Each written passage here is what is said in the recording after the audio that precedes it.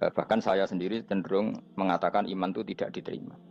Karena manusia dibekali akal, inginnya Allah itu dengan akal itu dia punya kepermanenan iman, apa? Punya kepermanenan apa? Iman, dan dengan itu dia imannya mujma'aleh, mesti diterima oleh Allah Subhanahu wa taala karena binna dari soheh dengan logika yang benar. Dan logika yang benar itu gampang sekali.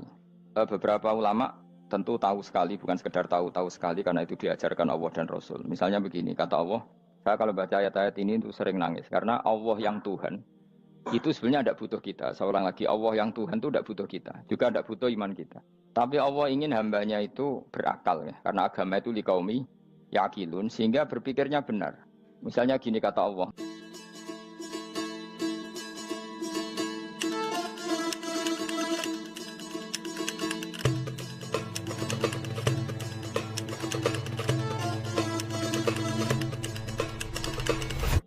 Misalnya gini kata Allah, enggak apa-apa, kamu menuhankan selain saya itu enggak apa-apa kata Allah. Enggak apa-apa Yesus kamu katakan Tuhan, enggak apa-apa, kamu katakan batu Tuhan, enggak apa-apa. Tapi tolong prosedur ya, prosedur atau persyaratan menjadi Tuhan itu kamu lengkapi, yaitu punya prestasi menciptakan langit dan bumi. Kalau tidak semua urun semen kata Allah, sementing urun gitu. Jadi sebetulnya itu kan rasional. Misalnya enggak apa-apa kamu merasa jadi presiden atau gubernur atau jadi wali atau jadi apa, yang penting prosedurnya dipenuhi. Itu kayak apa Allah baiknya pada kita. Sehingga saya berkali-kali, makanya menurut saya orang alim itu wajib memaklumatkan kalau dirinya alim, supaya jelas aturan mainnya. Yang dilarang Allah itu kan memaklumatkan alim kemudian ingin hadun nafsi, ingin salam itu template dicucuk dihormati, itu kriminal. Itu orang alim gendeng, sudah gendeng sekali. Karena khasnya orang alim itu tentu cari ridhonya Allah, bukan ridhol khalqi, bukan ridhonya apa? Makhluk. Makhluk itu la syai', ada siapa-siapa. Dan kita harus baku seperti itu. Kenapa kalau orang alim nggak memaklumatkan kealimannya itu dikatakan salah? Karena fungsi orang alim adalah membawa bayinat, membawa ayat-ayat Allah, bukan kepentingan apa? Pribadi. Makanya Rasulullah nanti duka ngendikan idza zuharatil fitanu wal bid'u falyudhiril alim ilmahu wa illa fa'alaihi la'natullah wal malaikati wan nasi ajmain. Jika zaman akhir banyak bid'ah, banyak kebodohan, maka orang alim wajib menampakkan kealimannya. Jika tidak, maka dia mal'un, dilaknati langit dan bumi. Karena sebetulnya logika tentang Tuhan itu gampang sekali. Saya ulang lagi ya. Saya punya sekian contoh betapa tauhid itu mudah.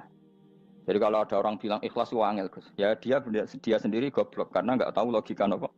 Ikhlas itu justru gampang. Misalnya kamu ngamal demi manusia, manusia itu umurnya hanya berapa coba? Kan pasti mati.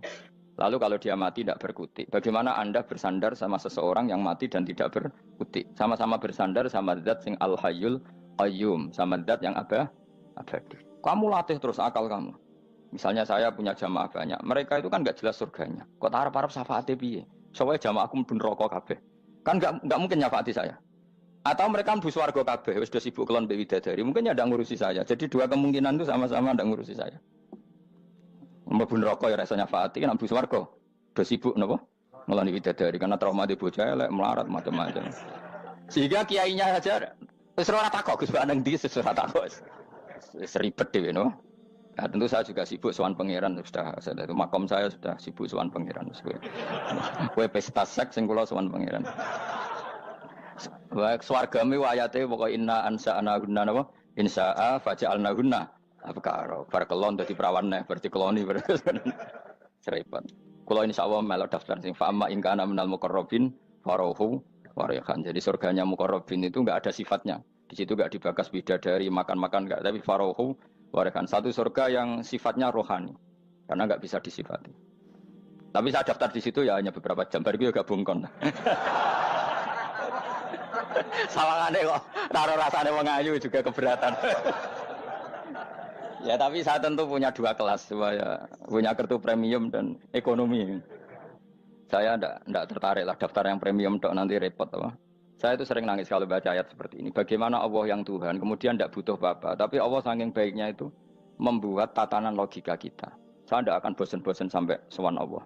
Bahkan andaikan saya masuk surga dengan faham ini, saya milih faham ini. Karena faham ini itu menguntungkan agama. Li'ilai kalimatillah. Sementara masuk surga itu hadun nafsi. Banyak ulama mengatakan, kenapa Anda tidak ingin mati? Padahal Anda mati masuk surga. Katanya, saya takut kehilangan momen sujud. Karena sujud adalah hak Allah. Sementara surga itu hakun nafsi. Keinginan saya. Tentu saya mendahulukan hak Allah ala hakin nafsi. Itu makam-makam yang... Dan itu nggak bisa Kamu copy paste. Orang yang pada kelasnya akan merasakan seperti itu.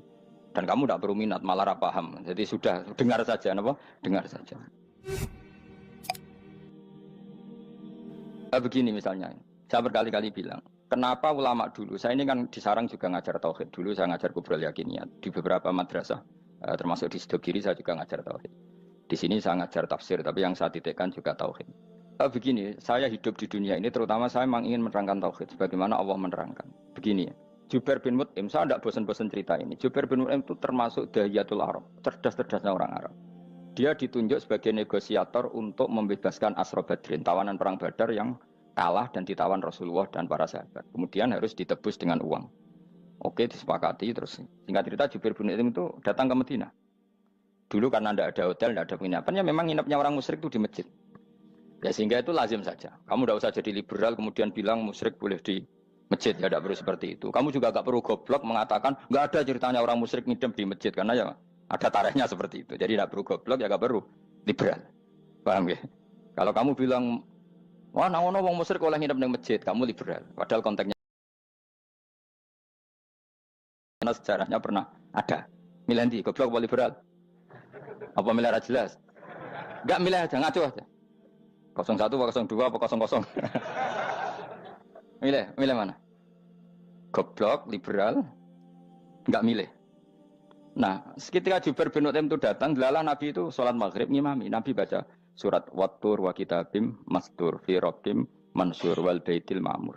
Kemudian di pertengahan surat At-Tur itu kan ada ayat yang menurut saya itu sangat bagus. Sehingga di kamar saya, di rumah saya itu tak figur ayat itu. Bahwa kita harus dilatih berpikir. Kata Allah memulai argumentasinya, am khuliqu min ghairi syai'in. Apakah kejadian alam raya ini seisinya tentu diciptakan tanpa sebab. Misalnya begini, alam raya ini kata orang nihilisme atau komunis atau orang-orang paham nihilisme, itu kan dimulai dari ketiadaan. Logika ini kan goblok sekali. Berarti kalau alam ini kadung wujud, kamu kan tahu kan langit bumi sekarang kan wujud. Ya, langit bumi sekarang kan jelas wujud.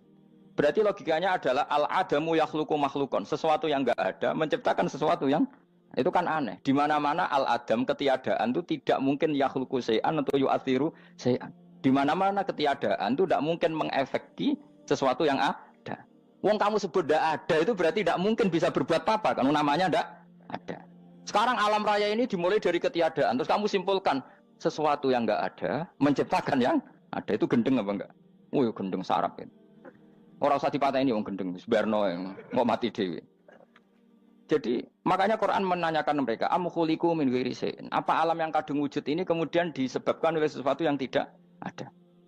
Lalu kalau sesuatu yang ada pasti diwujudkan oleh yang ada. Nah, karena yang ada ini pencipta harus berstatus super. Nah, super ini oleh ulama disebut wajibil wujud.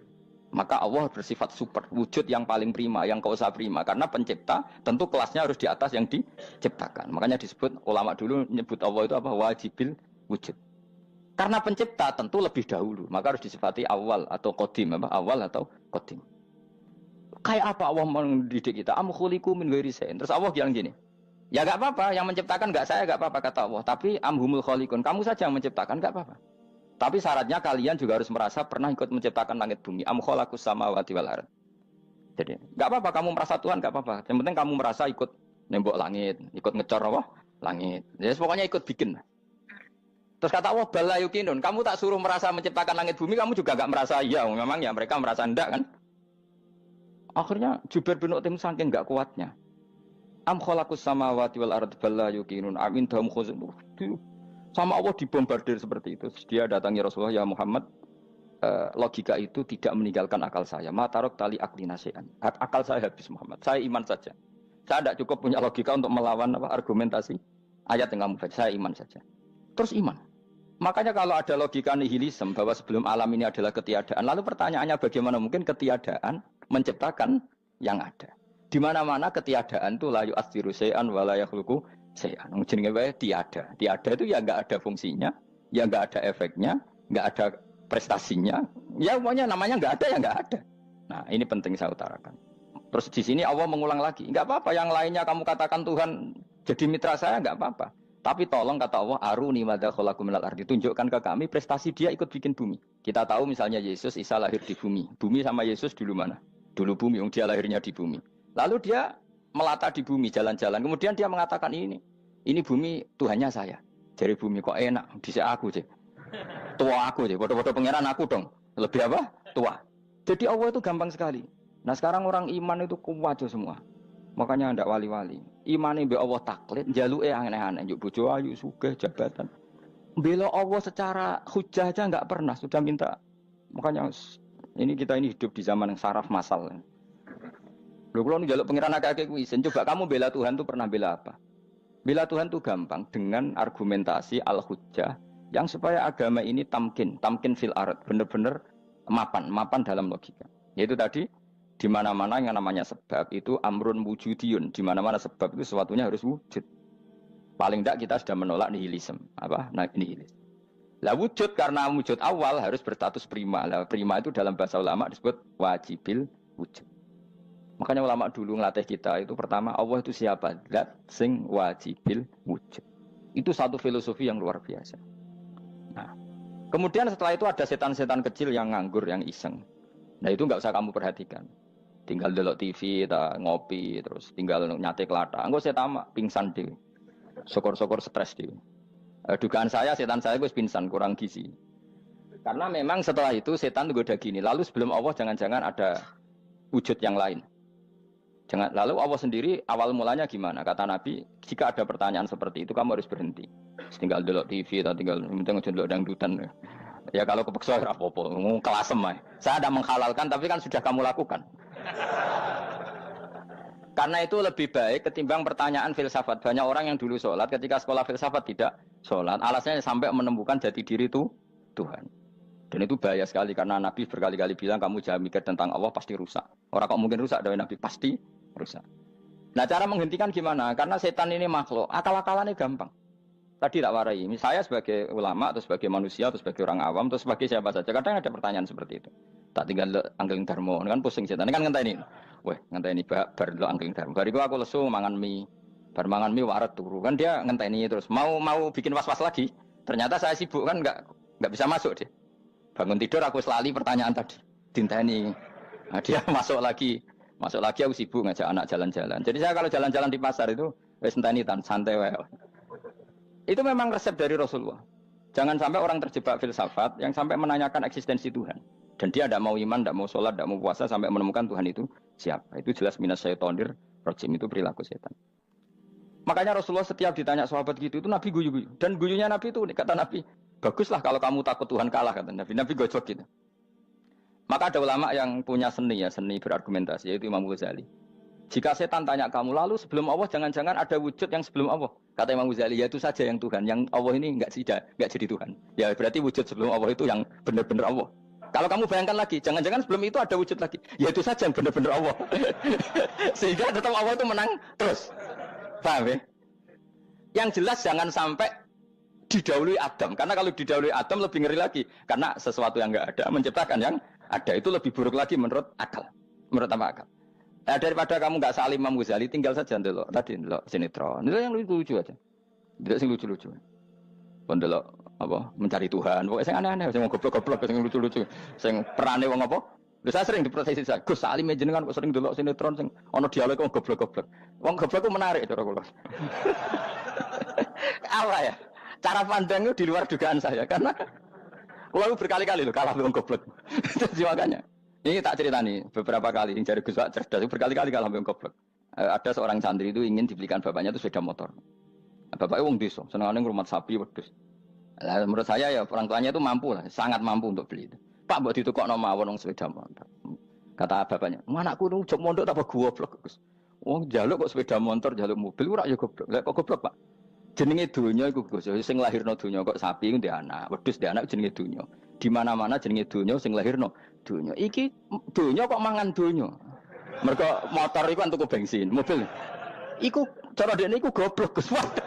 Batin berarti kabeh kiai goblok perkarane tuku donya sing ngentekno donya. Cara dekne donya iku sing lahirno donya. Batin kok pinter iki batin. Untungnya saya ini ulama ya, ahli tafsir ya malu. Saya kalah itu ya malu.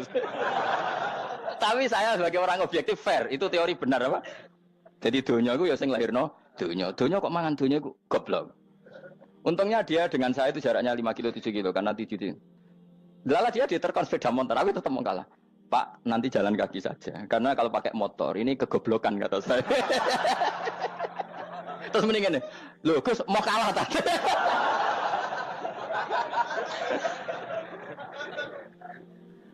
Wah kacau. Singkat cerita dia bersikeras, nggak mau beliin sepeda motor anaknya karena di mana-mana dunia itu sing lahir no dunia, nggak boleh dunia kok mangan. Ini satu kegoblokan yang agak ilmiah tadi.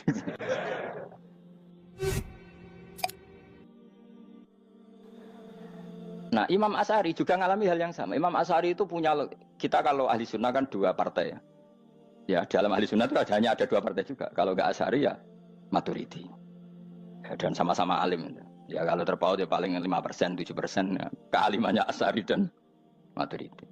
Imam Asy'ari itu bikin logika yang jelimet seperti saya sekarang ini. Logikanya yang jelimet, tapi permanen. Jadi yang saya ajarkan tadi itu logika yang jelimet tapi apa? Permanen. Karena tadi alam raya ini kadung wujud. Kalau kadung wujud pasti pewujudnya yang menciptakan wujud pasti adalah kewujudan. Karena al-adam la yu'athiru syai'an. Di mana-mana kenihilan tidak yu'athiru syai'an. Ya sepakat ya, gampang kan? Tentu wujud ini prima disebut wajibil wujud. Lalu Imam Asy'ari itu bersikeras. Kalau imanul muqallid itu tidak diterima. Sebanyak keberatan ulama, tapi Nabi nyatanya yaktafi bi imanil Arab al-khalina anin nadur. Nabi nyatanya mencukupkan imannya orang-orang Bedui yang mereka itu kayaknya tidak bisa mikir. Ya, Nabi yaktafi bi imanil Arab itu wong desa al-khalina anin nadur yang mereka itu tidak bisa apa? Berpikir. Ingat cerita Imam Asy'ari survei. Coba ayo kita tanya orang-orang kampung. Ternyata kegoblokan orang kampung itu ya ilmiah, masyhur itu. Imam Asy'ari saja harus belajar dari wong awam, wong goblok-goblok tadi. Kita kok ingin ya Badawi bima araf tarubak. Kowe kok iman be Allah itu bima araf tarubak. Lalu kamu tahu Tuhan kamu atas nama apa? Dengan logika apa? Jawabnya enak. Al-ba'ratu tadullu 'alal ba'ir wa atharul aqdam yadullu 'alal masir. Angger ana tletong ya ana ontane. Angger ana bekas delamaane wong ya ana sing bar liwat. Jadi misalnya ada bekas teracak anjing, berarti anjing habis liwat. Ada bekas apa ular ya berarti ular harus liwat. Ada bekas tercak manusia ya berarti manusia habis liwat. La wa hadzal alam atharun min athari qudratillah. Alam iki bekas mesti ana sing gawe. Jadi Mas Ari pinter juga, mesti logikane gak jelimet tapi memang agar ana tletong ana sapine. Ana teracake wong berarti ana sing bar liwat. Dia ngomong gampang wa atharul aqdam ya dulu alal masir. Nah, terus Imam Asy'ari habis itu ngendikan, ya sudahlah dengan logika apa saja. Meskipun karena zori hadal Arabi sebagaimana cara berpikir Bedui ini, sementing ada natur. Apa ada? Ada natur. Ya natur apa saja. Misalnya orang ahli matematika mungkin bilang angka dimulai dari 1. 0 itu akal-akalane Khawarizm. Mereka ini kebingungan nulis 10. Tapi tetap angka itu dimulai dari 1. Kalau misalnya 1 untuk mecah kesulitan ya harus dimulai 0,1. Tidak bisa 0 tok. Jadi 0 dulu itu untuk mematahkan kalau jumlah itu tidak sampai 1. Tapi faktanya jumlah itu kan pasti 1 karena dimulai dari wajibil wujud. Khawarizm itu ya pintar matematika. Saya juga punya ilmu hisamnya Khawarizm. Itu kan dia karena kebingungan angka pecah. Misalnya 1 tidak sampai 2. Mau tidak mau harus ditulis 1,5 misalnya. Paham ya? Lalu kalau sebelum 1 tetap dia harus 0,5. Lalu hakikat 0,5 itu kan bagian dari wujud apa bagian dari Adam? Tetap bagian dari wujud. Jadi 0,5 itu kan khayal kuliah. Tawari ya. Mungkin saya ada ahli matematika ala wong kampus, tapi saya tahu Kang, ala Islam itu lebih gampang. Misalnya gini. Sesuatu itu kadung kamu putuskan itu satuannya 1. Tentu ketika separuh kamu katakan baru separuh. Tapi sebetulnya ketika satuan itu kamu katakan 10, yang separuh itu sudah 5. Itu kan terserah sing bagi, no? Terserah sing bagi. Ya iya dong, misalnya 1 juta, 5, 5-nya artinya apa coba? 500 ribu kan? Sekarang kalau 100 ribu, 5-nya jadi berapa? 50. Kalau 1,5 jadi. Nah itu kan terserah satuannya apa? Tapi tetap dari 0,5 itu tetap menunjuk sesuatu yang wujud. Yaitu 5-nya sebetulnya apa? 5 yang separuh tadi. Paham sih kalau maksud? Tetap nggak bisa sesuatu dimulai dari apa? 0. Nah, makanya kata Abdul Hamid Khan kalau dalam mendidik tauhid, itu gampang saja tadi. Alam raya ini kadung maujud, kalau kadung maujud pasti disebabkan oleh sesuatu yang wujud. Karena wujud pencipta harus berstatus prima. Lah prima ini atau premium ini kita sifati wajibil wujud. Atau kamu katakan apalah kausa prima atau musabibul asbab. Nah kelirunya kita dalam berislam itu, kritiknya para ulama, kita ini nyebut Allah dulu baru menceritakan status Allah. Kalau zaman Nabi itu dibalik. Status wajibil wujud itu kita terangkan dulu, baru yang oleh Islam itu namanya Allah. Paham ya? Kan beda, misalnya gini logikanya gini, kamu ketemu orang ateis, saya ulang lagi, kamu ketemu orang ateis, terus kamu ditanya, lalu alam ini yang menciptakan siapa? Allah Jalla Jalaluh. Mesti kan tanya, man huwa Allah, Allah itu siapa? Kalau dulu Islam mengajarkan enggak gitu. Surat pertama turun apa coba? Iqra. Iqra itu enggak nyebut kata Allah. Iqra bismi rabbika. Rabbika itu siapa? Alladzi khalaq. Sebutlah nama Tuhan. Yang berhak menyandang Tuhan adalah zat yang pencipta. Itu tidak ada kata Allah. Di surat Mudatsir, surat kedua. Ya ayyuhal mudatsir kum fa'anzir wa rabbaka fakabbir. Bukan Allah fakabbir, wa rabbaka fakabbir. Sehingga cara berpikir gini dibalik. Sebutlah Tuhan kamu. Tuhan itu siapa? Yang berstatus Tuhan adalah zat yang berstatus pencipta. Nah, lalu pencipta ini oleh Islam dinamai Allah. Kalau orang ateis kamu langsung bilang Allah, man huwa Allah. Berarti pertanyaannya Allah itu siapa? Lalu kamu jelaskan Allah adalah pencipta, Allah adalah wajibil wujud. Tentu lebih gampang kamu terangkan. Makanya Al-Qur'an menerangkan amkhuliqu min ghairi syai'in. Manane saya di sini manane ya Allah. Apa? Allah. Apakah mereka diciptakan tanpa pencipta? Tentu setelah Islam tahu itu namanya siapa? Allah. Paham ya? Kalau balen malih. Jadi sebetulnya Quran itu ngajari kita itu ilmu mantik yang luar biasa. Misalnya ya Yuhanna su'budu siapa? Rabbakumul ladzi khalaqakum walladzina min qablikum. Sembahlah Tuhan. Tuhan itu siapa? Pencipta kamu dan pencipta orang-orang sebelum kamu. Lalu Tuhan ini oleh Islam dinamai. Tapi kalau langsung kamu bilang ke orang ateis atau orang Uni Soviet, Allah itu Tuhan. Allah itu siapa? Sebab itu di beberapa ayat dijelaskan dulu status Allah. Sifatnya Allah, keakhasan Allah, keakhasan Tuhan. Yang dikatakan Tuhan adalah zat pencipta. Kalau tidak pencipta berarti tidak Tuhan. Sekarang Yesus pencipta bumi apa enggak? Enggak, karena dia lahir sudah di bumi. Begitu juga Fir'aun. Fir'aun itu kalah telak sama Nabi Musa gara-gara logika ini. Ketika Nabi Musa ditanya Fir'aun, wa ma rabbul alamin? Lalu Tuhan itu siapa? Kata Musa, rabbus samawati wal ardi, yang menuhani langit dan bumi. Jadi Fir'aun, enggak, ma'alim tulakum min ilahin wa irisa, jalan-jalan kemana-mana yang dikatakan Tuhan oleh masyarakat saya kok. Nah, kurang ajar Fir'aun. Terus kata Musa, ya Tuhanku yang di langit. Terus manggil Haman Mesir, ya Haman ibn Ili sorkhalla ali abluhul asbab samawati fa'attoli ila ilahi Musa. Haman, bikinan saya piramida yang tinggi, aku akan lihat Tuhannya Musa. Ada enggak di sana? Padahal misalnya munggah tenan pangeran ra iso didelok kan repot Nabi Musa. Wah payah ya, nggak piramida nginceng pangeran teprak itu kan. Akhirnya Musa pakai logika. Ya sudah gini saja, Rabbukum wa rabbu abaikumul awwalin, yang menuhani nenek moyang kamu yang dulu-dulu. Mau itu langsung fabuhita Fir'aun. Fir'aun tuh kaget sekaget-kagetnya. Dan para penggawa Fir'aun sadar. Wah kalau Fir'aun yang Tuhan, babanya tanpa Tuhan. Kan Tuhannya balita kan gitu kira-kira. Tuhannya balita. Tuhannya barulah. Itu kan jadi logika yang mematikan. Kalau Fir'aun Tuhan berarti babanya dulu yang wujud itu tanpa Tuhan. Karena Tuhannya baru lahir. Ini ada Tuhan kok datang terlambat ini kan.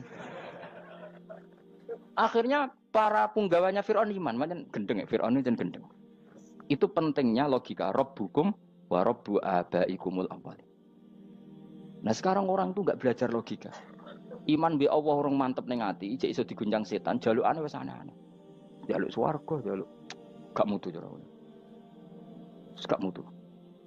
Makanya banyak wali kalau ditanya, kamu masuk surga sama sholat milih mana? Milih sholat. Kenapa milih sholat? Di surga itu demi khadun nafsi saya, pora-poya saya.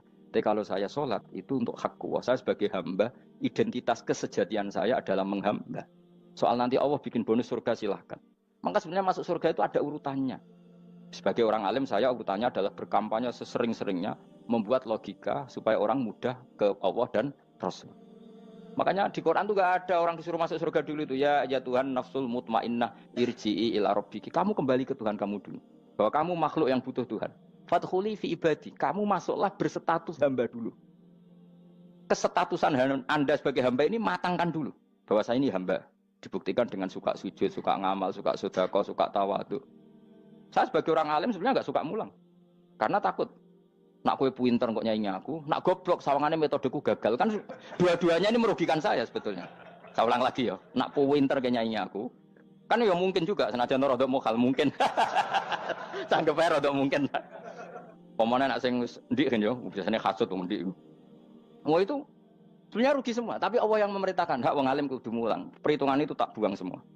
Sing ape nyanyi nggih monggo, sing tetep goblok nggih monggo. Semoga Allah ngutus mulang ya napa? Mulang. Meskipun tadi potensinya itu dua-duanya buruk, sing alimnya ini. Kemudian nak mubalek terus didol ilmu kurang royalti tambah parah lagi. Nah, aku nggak pakai logika ikhlas. Pakai logika selesai semua. Disuruh Allah ya sudah. Seorang lagi ya. Makanya saya minta ya. Surat Tur itu dibaca. Makanya baca Quran itu jangan terlalu egois, jaluk swarga. Statusnya dulu itu fadkhuli fi ibadi. Kehambaan Anda posisikan yang mantap. Lagi wadkhuli jannati. Sekarang enggak dibalik orang ini masuk surga dulu. Kayak surga di kapling. Terawih arang-arang gue jaluk Lailatul Qadar. Lailatul Qadar wis kliwat. Wingi wis Dzulhijjah wingi ben. Sebagian ulama berpendapat Lailatul Qadar itu fikul sanatin. Apa fikuli? Karena Lailatul Qadar berdasar nuzul Quran dan nuzul Quran itu bisa saja hari Arafah, bisa hari apa. Ada ulama yang mengatakan Ramadan, tapi bisa tanggal 1. Nah, kamu kan pemalas, ikut yang partai 21, 23. Karena kan wis akhir-akhir kan wis enteng. Sebenarnya Anda milih 21 berdasar ilmu apa berdasar enak anak terbatas waktunya kan? Kan lebih sempit, apa? Lebih apa? Sempit.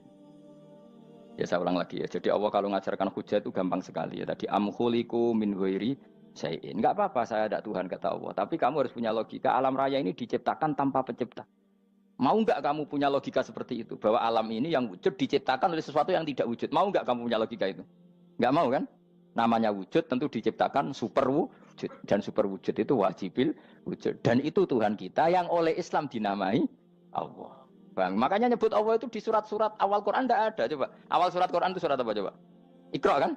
Iqra itu ada enggak kata Allah? Enggak ada. Iqra bismi rabbika. Rabbika itu siapa? Allazi khalaq. Surat Mudatsir sama. Ya ayyuhal mudatsir qum fa'anzir wa rabbaka fakabbir. Ya sudah seperti itu. Ya ayyuhan nasu ubudu rabbakum. Rabbakum itu siapa? Allazi khalaqakum. Nah, kita ini keliru metode. Pemene wong tukang wiridan Allah. Tapi ora roh Allah ku sing sapa? Ya dia Allah. Dia nyifati Allah mau sing ngekei swarga, sing ngekei duit, sing ngekei widadari. Jadi Allah disifati sesuai selera yang menguntungkan dia. Bahwa Allah ini yang ngampuni saya, kemudian saya masuk surga, kemudian ngeloni widadari. Makanya kalau dia jadi wali tak demo, tak laporkan MK. Suluh. Karena ini wali pecundang. Bagaimana mungkin calon wali pikirannya khadun nafsi? Kalau lama agak gitu, mendikan Allah itu zat paling penting di dunia. Maka akan saya maklumatkan di dunia bahwa orang kembali ke Allah. Caranya gimana? Akan saya kenalkan Allah lewat logika. Caranya apa? Kita sifati wajibil wujud. Kita sifati Rabbukum wa Rabbu abaikumul awalin. Dengan sifat-sifat yang semuanya mengarah ke dikjayaan Allah Subhanahu wa Ta'ala. Itu jenenge kowe bener-bener ulama. Itu disebut bal wa ayatum bayyinatun fi suduril ladzina utul ilm. Makanya ulama itu orang yang luar biasa. Sampai disebut innama yakhsyallaha min ibadihil ulama. Ahli ibadah itu rapati wedi pangeran. Masuk wiridan istighfar nangis rapati wedi pangeran, gayane tok nangis. Karena sebenarnya dia nangis wedi ra mlebu swarga. Mlebu swarga gak iso ngloni. Dari itu aja orientasinya itu. Makanya bener Kanjeng Nabi nak gojlok orang alim satu itu lebih utama dibanding 1000 ahli ibadah. Bahkan Nabi pernah ngendikan sangat ekstrim. Fadlul alim alal abid kafadli ala adnakum kata Nabi. Keutamaan orang alim dibanding ahli ibadah itu sebagaimana kelas saya kata Nabi dibanding kelas terendah kalian. Padahal Nabi dengan Abu Bakar saja jaraknya sangat jauh. Itu kata Nabi fadlul alim alal abid kafadli ala adnakum. Keutamaan orang alim dibanding orang abid sebagaimana keutamaan saya dibanding sahabat paling rendah. Karena tadi abid itu ada oportunisnya. Tapi kamu jangan benci abid ya. Karena kamu ya orang alim, orang abid. Saya saja yang kritik. Saya yang tanggung jawab di depan Allah. Orang abid itu kadang kan wiridan nganti nangis. Pikirannya apa coba? Wis rasakno mungkin apa wiridan pikiran aja. Di sepuro dosane. Terus apa kan? Mlebu swarga. Terus apa kan swarga? Aku takut. Saya aku takut ayo sing ape mlebu swarga apa kegiatan? Rencana pertama ya, Pak. Terus gak usah munafik biasa wae. Mau inna ansa'na apa? Insya Allah kalau ada jujur apa jujur. Bandingkan kalau orang alim.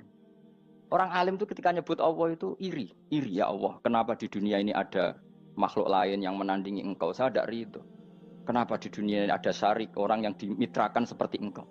Maka orang-orang alim ini ingin memaklumatkan bahwa la syarika lak labbaika wa huma lab baiklah syarika lak innal hamda wa ni'mata laka wal mulka la syarika lak. Sehingga para nabi itu memaklumatkan itu. Engkau saja yang Tuhan ya Allah. Semua nikmat dari engkau, semua kepemilikan ini milik engkau. La syarika lak labbaik. Dimaklumatkan ke dunia. Innal hamda wa ni'mat itu dimaklumatkan. Enggak ada kepikiran mereka masuk surga. Karena mereka ingin memaklumatkan bahwa Allah ini yang Tuhan. Sama tak ceritani Nabi Ibrahim jadi Khalilur Rahman, rumang samu kakan wiridan kaya kowe ndak. Wiridannya Nabi Ibrahim sama-sama mungkin banyak sampean. Karena sampean banyak kepentingan tadi. Wali-wali dulu kalau wiridan itu ndak sebanyak sampean ndak, tak jamin ndak. Pemene maca lelo yang 10.000 ndak biasa wiridannya. Tapi khosyahnya sama Allah luar biasa. Pertama Nabi Ibrahim diangkat jadi khullah. Khullah itu ya Khalilur Rahman itu. Itu dia wiridannya gini. Ya Allah, innahu la yahzununi alla ara ahadan fil ghairi ya'buduka ghairi. Alla ara ahadan fil ardi ya'buduka ghairi. Sama saya hafal tadi. Memang saya hafalkan. Ya Allah, saya ini susah sekali. Kenapa zat sepenting engkau, kemudian yang menyembah engkau hanya saya? Ini tidak fair. Makhluk yang enggak penting saja punya umat. Makhluk-makhluk yang enggak penting aja jadi pusat perhatian. Misalnya artis atau presiden atau gubernur atau tokoh top. Semuanya jadi presiden. Padahal semuanya itu makhluk yang enggak sepenting engkau. Ini zat yang sepenting engkau, kemudian yang tahu kalau engkau penting hanya saya, ini tidak fair. Nangis dan nangis. Ini tidak fair. Innahu la yahzununi alla ara ahadan fil ardi ya'buduka ghairi. Saya ini susah Gusti, susah sesusahnya. Zat sepenting engkau, kemudian yang tahu kalau engkau penting itu hanya saya. Wah ini tidak fair. Loh, coba kalau orang mencintai sesuatu kan gitu. Misalnya kita bojo ayu, kemudian wong liya kabeh darane elek, mangkel ora? Mangkel enggak? Kamu beli Alphard. Kamu kira itu mobil mewah. Kemudian orang nyejajarkan podo mek keri, mangkel enggak? Semua kenikmatan itu kita nikmat karena itu diakui ya enggak? Wes gunane apa kae di Alphard gawe ning Gunung Kidul. Terus wong darani ngono iku padha mek keri ambek kejangke mangkel ora kira-kira. Enggak penting mewahnya ini tetap butuhnya pengakuan. Coba misalnya kamu jadi presiden hidup di dunia orang sufi. Sing darane wong penting wong saleh ahli sujud ora kakuati iki. Keteko di Barno. Karena itu dihormati situ hanya orang apa saleh. Kakuati gak? Oh kakuati kan. Atau kowe dadi artis top, teko ning daerah Gunung Kidul wong desa-desa, terus diundang lek. Oh, mangkel kae. Le bayangno.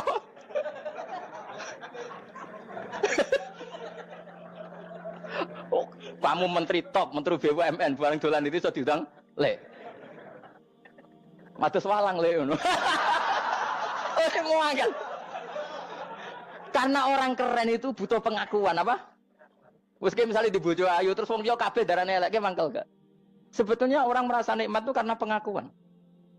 Bayangkan andekan orang itu melihat Alphard itu tidak wow. Orang punya Alphard gagah enggak? Oh enggak gagah. Kalau orang lain enggak bilang apa? Oh. Ya mau misalnya digoning desa terus ana wong desa nganggap kamu model tepak terus saya mau badhe numpang wedhus kula angsal Pak. Kagak ati. Habis kan. Makanya branded itu harus dimaklumatkan. Nah itu bayangkan Nabi Ibrahim. Zaman itu ada Raja Namrud yang dipuja-puja, ada orang kaya dipuja-puja. Kemudian engkau yang Tuhan, pemilik langit bumi, enggak ada muja-muja engkau. Ini enggak fair ya Allah. Nangis. Orang kok kowe eling pangeran sak jam, swarga Gusti. Dasar gak bakat wali. Terus saya itu pernah kangen Nabi Ibrahim itu sampai nangis dan itu saya tidak berdoa. Semua yang terkait Nabi Ibrahim itu saya baca, mulai surat Quran, tafsir tentang Ibrahim. Dan sampai saya di Kudiro di Tadbir Allah pernah ziarah ke makamnya Nabi Ibrahim. Itu saya hampir nggak pernah doa. Saya isek. Ya karena tadi, ketika Nabi Ibrahim nangis-nangis gitu, ya Allah ini tidak fair. Engkau zat terpenting di alam raya ini, kemudian nggak ada yang menuhankan engkau, nggak ada yang merhatikan sama ini tidak fair. Susah sekali karena yang tahu engkau Tuhan itu saya tok. Masyhur itu sama Allah. Karena Ibrahim nangis-nangis itu terus sama Allah diterbangkan ke langit. Disebut wagadhalika nuri Ibrahim malakutas sama. Di langit ada jutaan malaikat sujud, jutaan malaikat rukuk, jutaan malaikat baca tasbih. Nabi Ibrahim oke Gusti kalau gini ya benar, ini baru benar kata-kata. Makanya terus Allah dengan keangkuhannya, karena Allah punya sifat angkuh dan itu sah walahul kibriya. Kan sifat angkuh baik untuk Allah tapi tidak baik untuk makhluknya, dan Allah dengan sifatnya walahul kibriya. Kata Allah, kalau nasihati para nabinya, kamu tidak usah susah. Jika di bumi jarang orang nyembah saya. Innalladzina 'inda rabbika yusabbihuna lahu bil-laili wan nahar wa hum la yasamun. Kamu tenang saja. Orang yang di sana di langit-langit itu maksudnya para malaikat itu bertasbih siang dan malam. Wa hum la yasamun, dan mereka tidak berhenti-henti, tidak bosan-bosannya bertasbih. Jadi nabi itu baru terhibur kalau yang diidolakan itu keren. Itu nabi, itu wali kutub, itu wali. Kamu enggak nyebut Allah itu sebenarnya kamu kan enggak ingin kan bangun malam ingat Allah berhubung utamu akeh terus Allah mbok libatno mbok nyaur kan sebetulnya itu kamu ingin jadi bupati sebenarnya kamu enggak kangen Allah kamu ingin jadi bupati terus Allah mbok jak koalisi kan gitu terus malam-malam Allah Ya Allah ini hambamu ya Allah minta ini. Sebenarnya kamu kangen Allah apa kangen keinginan kamu? Ya, terlalu menyindir banyak orang ya. Maksudnya ini cerita saja. Ya sudah ini kayaknya kok banyak yang tersindir tapi ini kan ngaji. Yang ngaji itu harus naik kelas. Ya sudah tidak usah diteruskin kok banyak yang tersinggung. Ya sudah tidak usah diterusin. Walau akhidu mau mengalap sapa Allah anas saya manusa bima kan perkara kasab bukan nglakoni sapa anas. Minal ma'asi sing pira-pira maksiat. Mataroka. Mongko ora ninggal sapa wa taala dzuri ing atase dhuwure artayil ardi min dabatin saking kewan apa wae. Nasama tegese kewan tadubu kang melata pun nasama alih ing atase arat. Kalau saja Allah ingin merusak manusia karena dosa-dosanya, pasti tidak disisakan beberapa sesuatu yang jadi kebutuhan manusia, termasuk dabam, misalnya nggak ada hewan, nggak ada tanaman, nggak ada apa saja di bumi, karena Allah ingin mengadab manusia. Tapi nyatanya di balik mereka maksiat, tetap fasilitas kepentingan manusia ada, karena sifat ghafurnya Allah, sifat rahmannya Allah. Walakin akhiru tetapi ini ngakhirna sapa wa hum wong akeh ila ajalin temu kamaring batas musamman kang wis ditentokno. Ayo mil kiamat tegese dina kiamat. Faida aja mengko nalikane teko apa ajalum ajale wong akeh fa inna wa. Mongko satuna wa taala iku kana ana sapa wa bi ibadihi kan kaulan wa basiran dat sing mirsani. Fa jazi mongko males sapa wa ing wong akeh ala amali ing atase wong ngamale wong akeh. Carane ngemales Allah tentu profesional atau prosedural bi isabatil mukminin kelawan ganjar wong mukmin wa iqabil kafirin lan nyiksa wong kafir. Ya jadi Quran itu gunanya ya membuat logika yang benar supaya orang itu menghindari kesalahan. Jadi menakut-nakuti itu kalau nggak harus tentang neraka, takut dari kesalahan, takut dari kebodohan. Kan kita juga takut kan punya pemimpin yang salah, takut punya kasus, takut kepleset. Ketakutan tidak harus dari neraka. Makanya saya berkali-kali bilang, saya sering dulu dinasihati Mbah Mun, enak kena alim, ojo sering maca tafsir, mari goblok dari Mbah Mun. Maksudnya mari goblok itu gini, mufassir itu manusia, kadang dia itu satu ayat umum, dia mendiktekan ke satu kasus, padahal kasusnya lebih umum. Makanya berkali-kali sama nani umpomong ini, contohnya ini, karena nanti itu mengikat. Misalnya gini ya, saya ulang lagi ya, ben gayamu kayak wong alim. Coba andekan kapasitas Anda itu RT, minta jadi presiden, itu ngelama apa doa? Tidak jawab saja. Ngelama. Jatah kamu untuk azab, kok jaluk Lailatul Qadar, ngelama apa Anda? Mestinya jalukmu orang untuk azab itu bagus. Paham ya? Banyak ulama diajak istisqa gak mau. Banyak itu ulama. Ayo istisqa kita karena sudah lama gak hujan. Kata ulama tadi, jatah kita ini kena hujan batu dari langit. Gak hujan batu sudah bagus, gak usah minta. Ulama macam-macam. Lah rai-rai ngene iki pantes entuk Lailatul Qadar apa entuk adab aja. Orang entuk adab wis bagus. Ya dadi dongane ya Allah. Ampun jenengan siksa la tu akhidna. La tu akhidna maknane njuk Lailatul Qadar apa ora disiksa. Ya makam kita itu masih Rabbana la tu akhirna. Iku supaya gak disiksa innasina waktu kalau kita salah. Kowe kan gak kalau. Wah sudah salah. Jadi donga innasina waktu sange apikane pangeran wae ditambahin. Kalau kita salah. Kalau kita kan sudah ada kalau lagi sudah. Sudah jelas salah berkali-kali lagi. Mbok wong diisin. Njulak jaruk Lailatul Qadar gak diisin. Tapi oleh wong pangeran apian. Pangeran kan tapi misalnya pengiran ora aku luwe apian timbang aku. Jadi sowe disahno permintaan. Tapi gak dikabulno. Mau disahno tapi ora usah apa? Disahno iku iman jalin yen goblok piye meneh kok macam-macam. Makanya doa paling fair itu ya Rabbana dzalamna anfusana wa lam taghfir lana wa tarhamna lanakunanna. Makom kita itu di sepuro pangeran. Sing bener donga wong tarawih lho ning Tuban ning Jogja wis bener apa innaka afuwun karim tuhibbul afwa fa'fu anna. Ora ana guru-guru kita donga, ya Allah anilna lailatul qadar ya Allah. Ka ora sarahku kiye kita ora ana ngajarno ngono ya Allah innaka afuwun karim tuhibbul afwa fa'fu anna. Jenengan kandat sing kathah nyepurane lan seneng nyepuro impun jenengan sepuro. Iku wis bagus sudah. Udah bagus. Ora lailatul qadar kira-kira delok srengenge. Terus delok angin. Angger daerah Gunung Kidul banter terus aneh-aneh. Mbok wong tahu diri, maksud kula nggih tetep minta Lailatul Qadar tapi tahu diri. Misalnya suwe bar sedekah, poso bar salat 1000 rakaat terus utang mesti sahur.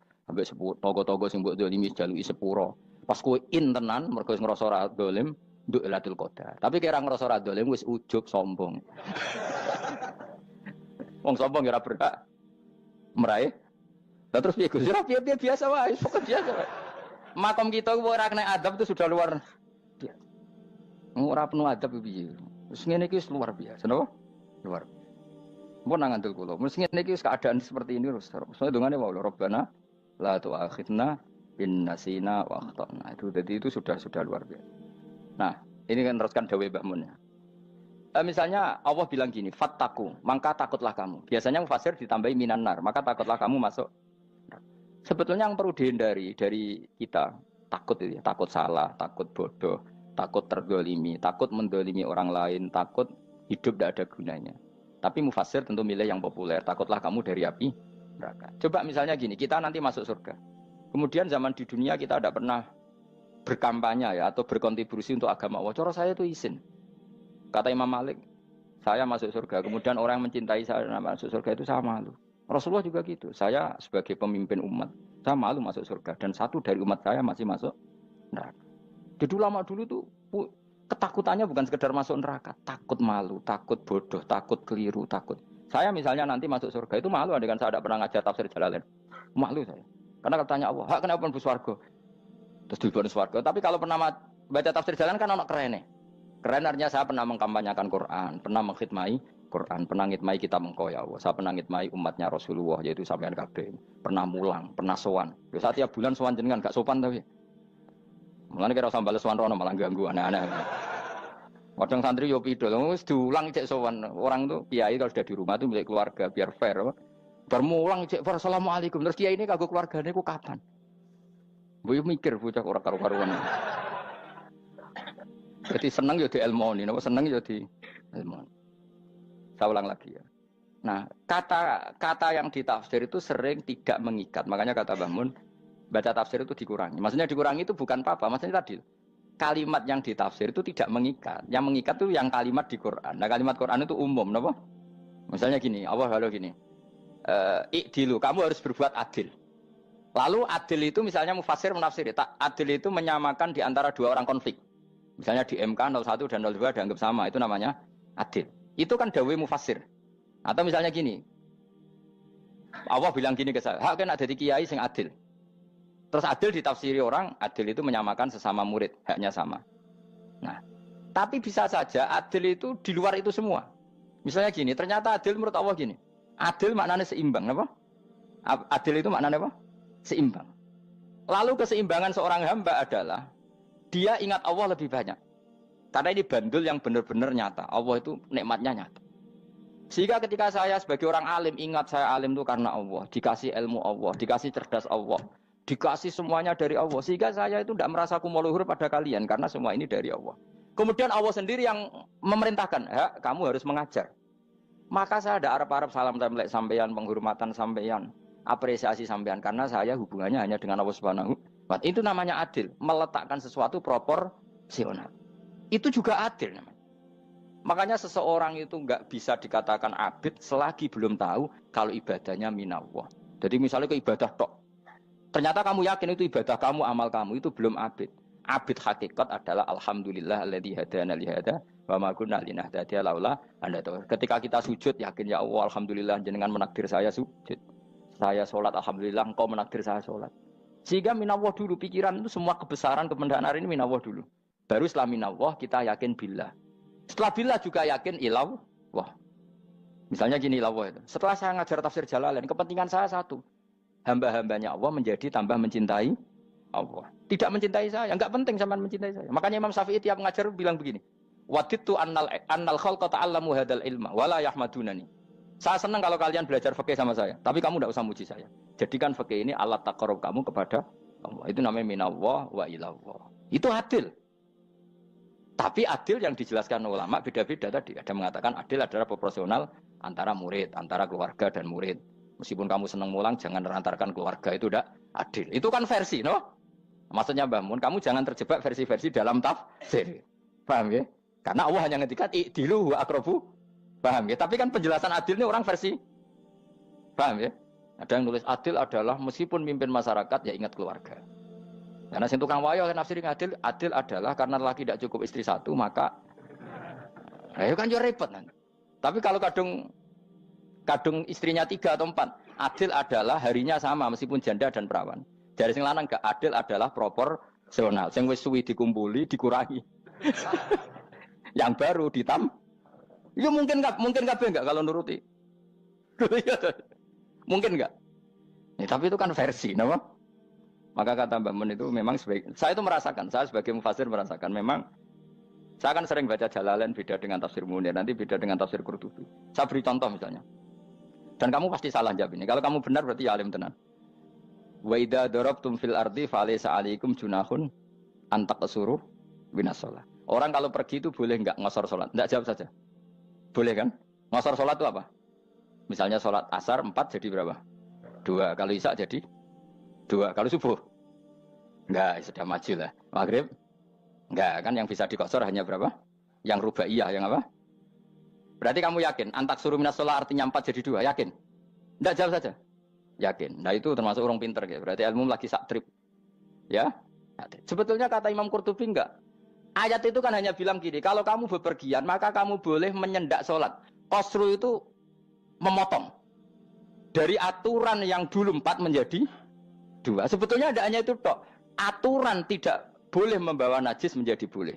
Aturan harus tumak ninah menjadi tidak harus tumak ninah. Misalnya kamu sholat dalam keadaan perang, wajib tumak ninah apa boleh sambil lari-lari? Boleh sambil lari-lari. Boleh gak ketika perang kamu sholat sambil menghadap tidak ke kiblat?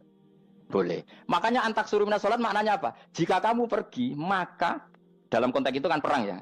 Ayat itu memang konteksnya perang. In khiftum ayyaftinakumul ladzina kafar.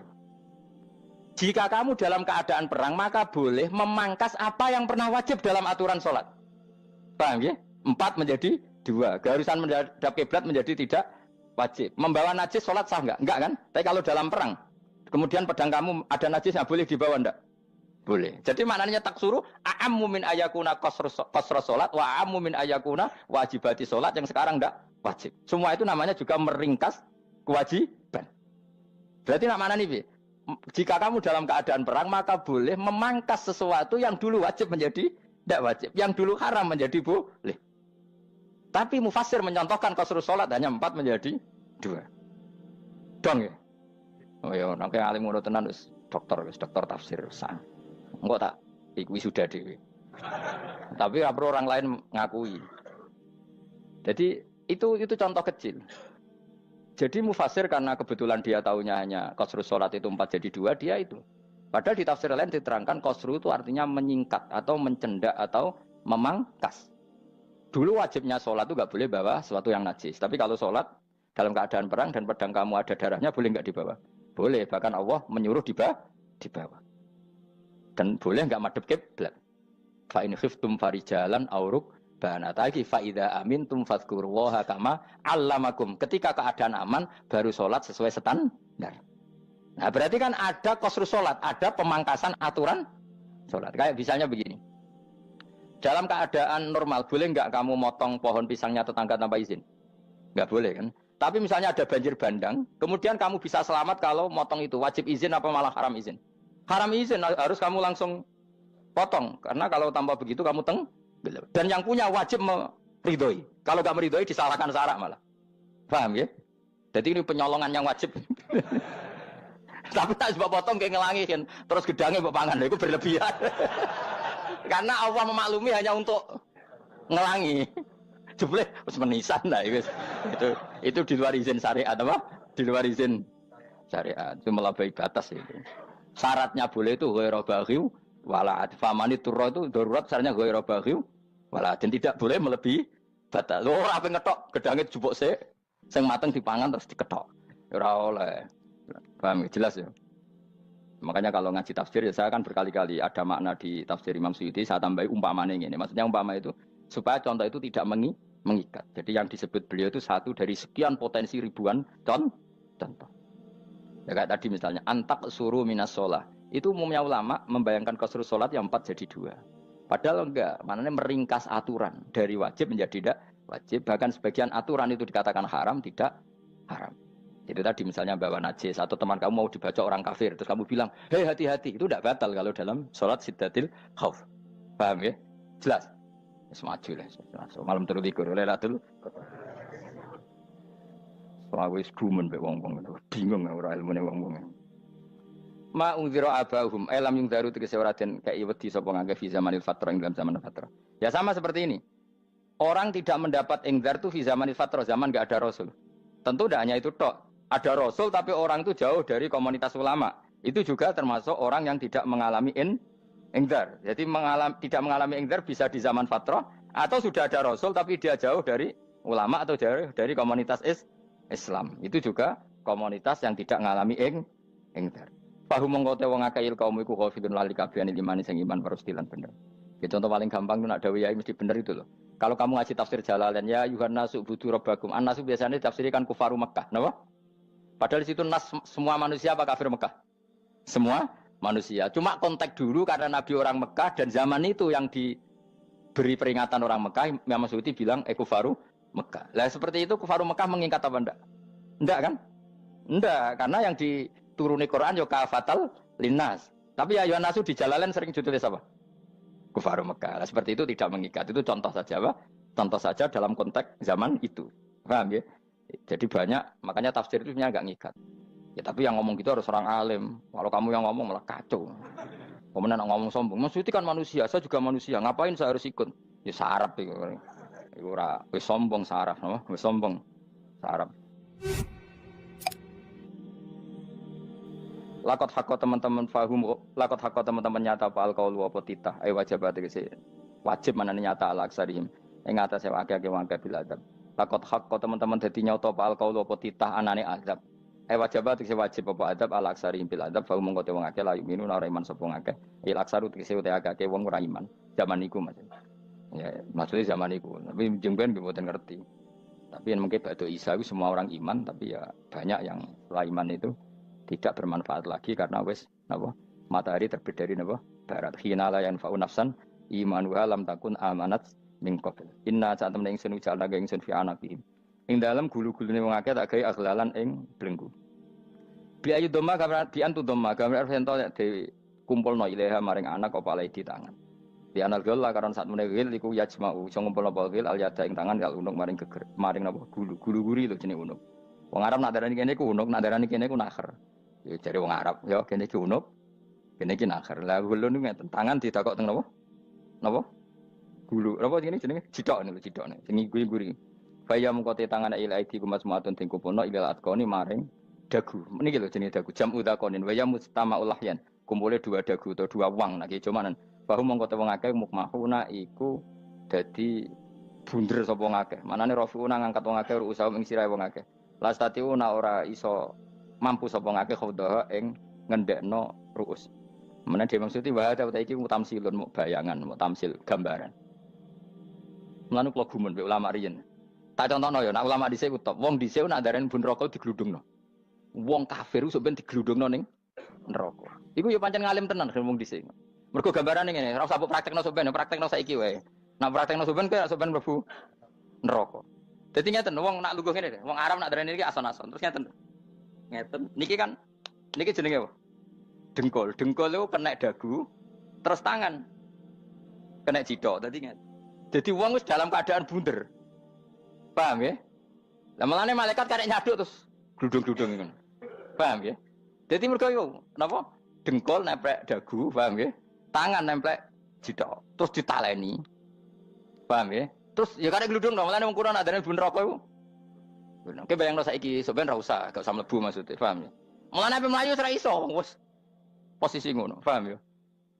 Sampeyan ra usah delok, maksudnya praktekno saiki. Orang delok lho. Lah dawuh Imam Suyuti wal muradu te kang den kersakno iku annahum sak temne wong akeh la anu nek ora tunduk sapa wong akeh imani maring iman. Wala faduna nek ora tunduk sapa wong akeh ora ndilukno ru'usau ing sira wong akeh lahu krana iman. Iki tapi dawuh Imam Suyuti. Tentu tidak semua ulama sependapat.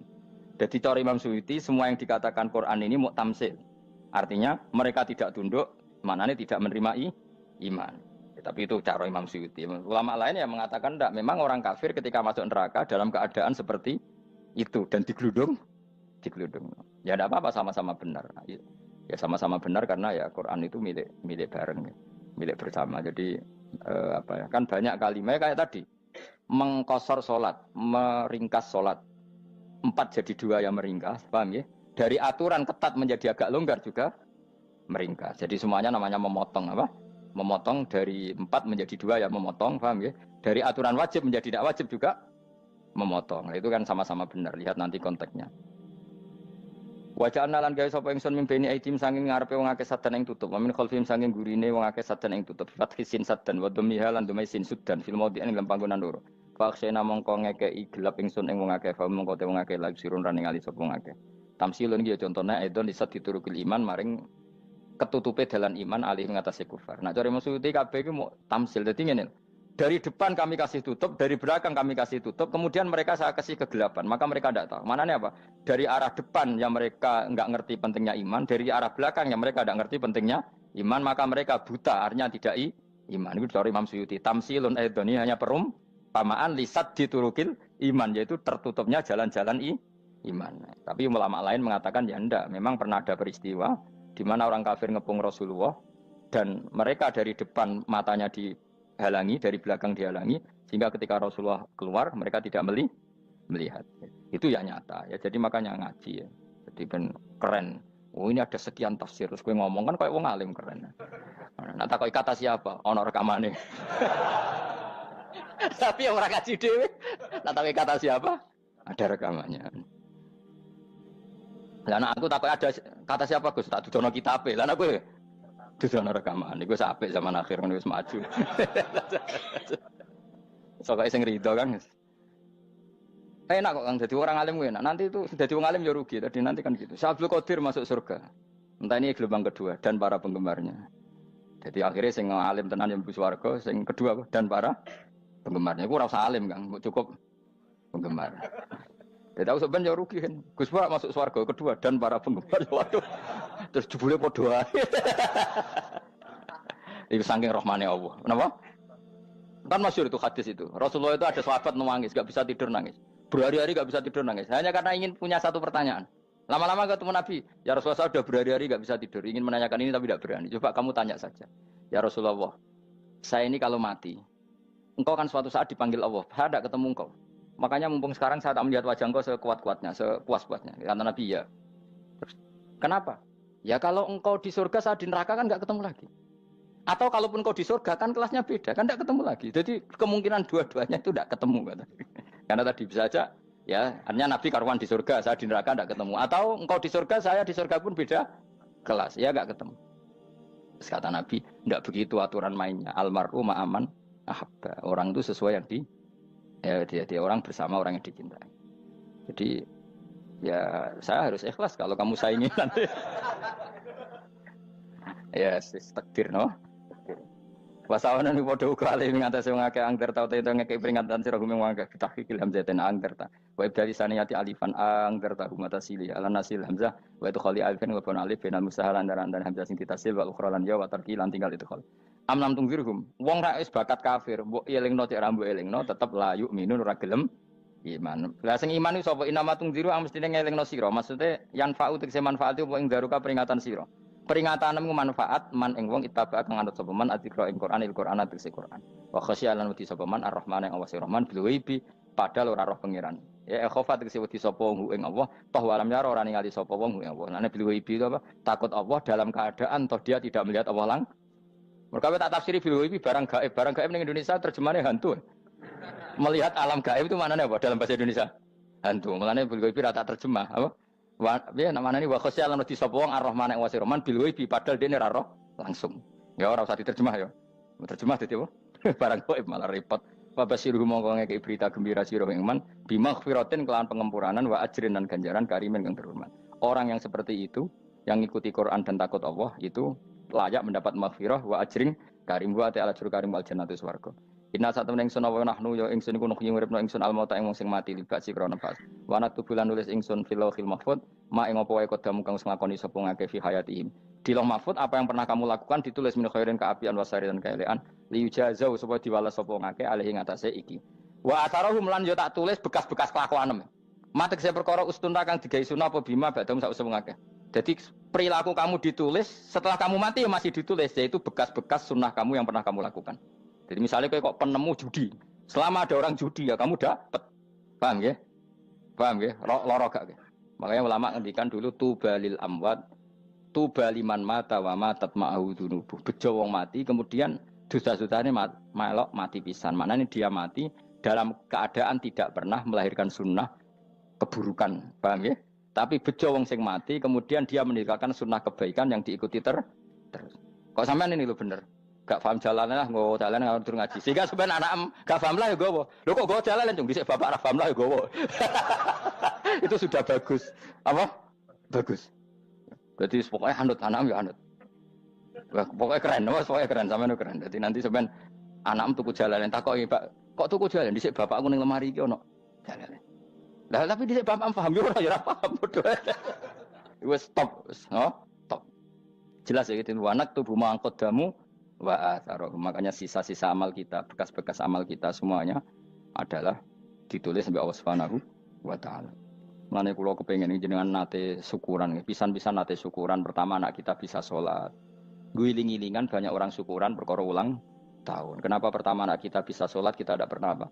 Syukuran. Padahal sholat itu yang menjadi identitas anak kita, kehambaannya ila yaumil qiyamah.